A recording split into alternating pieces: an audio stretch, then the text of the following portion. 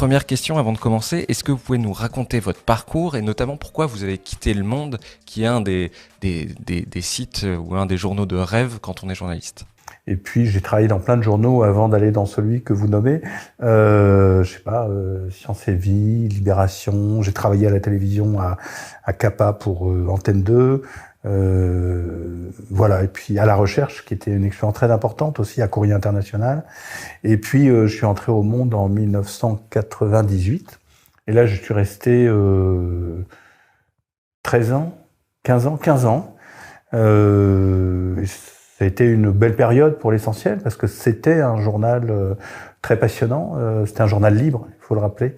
C'est-à-dire que c'est un des rares journaux qui appartenait en partie à ses journalistes. On va revenir sur cette question dans le débat, dans la discussion, c'est très important. Et puis, ce journal a été racheté, et j'avais une grande liberté journalistique. Genre, je poussais les questions d'environnement avec, je crois, en tout cas beaucoup d'enthousiasme et le maximum d'énergie que j'avais. Et quand on faisait du bon journalisme au Monde, il pouvait y avoir plein de problèmes, etc. Mais on pouvait le faire. Donc c'était un lieu très efficace pour sortir de l'information. Et puis le journal a été racheté en 2010, je crois, par Xavier Niel, Mathieu Pigasse et Pierre Berger, donc des millionnaires ou des milliardaires.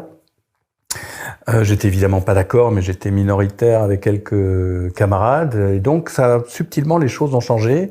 Et puis, je me suis retrouvé en 2012 à ne pas pouvoir suivre la question de l'opération policière très violente qui avait lieu sur Notre-Dame-des-Landes, la ZAD de Notre-Dame-des-Landes.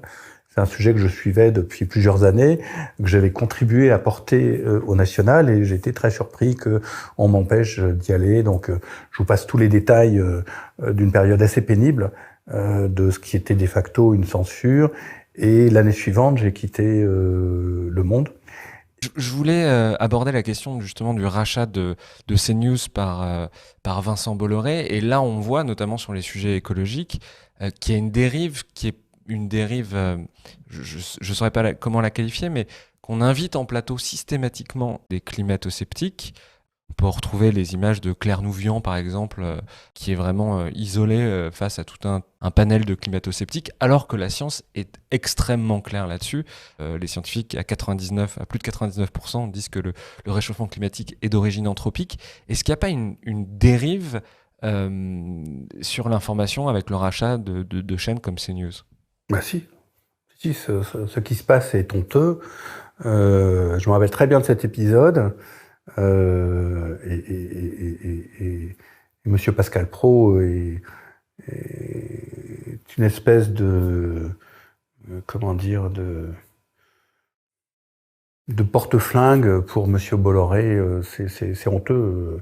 Il fait pas du journalisme, je sais pas ce qu'il fait. D'ailleurs peu après, la chaîne CNews m'a invité et je leur ai dit non. Voilà, je ne vais pas sur CNews participer à cette espèce de gaudriole, de scène. C'est aussi la chaîne qui a donné table ouverte à Éric Zemmour. Voilà, des candidats qui ne croient pas au changement climatique, qui n'ont pas un mot sur le changement climatique.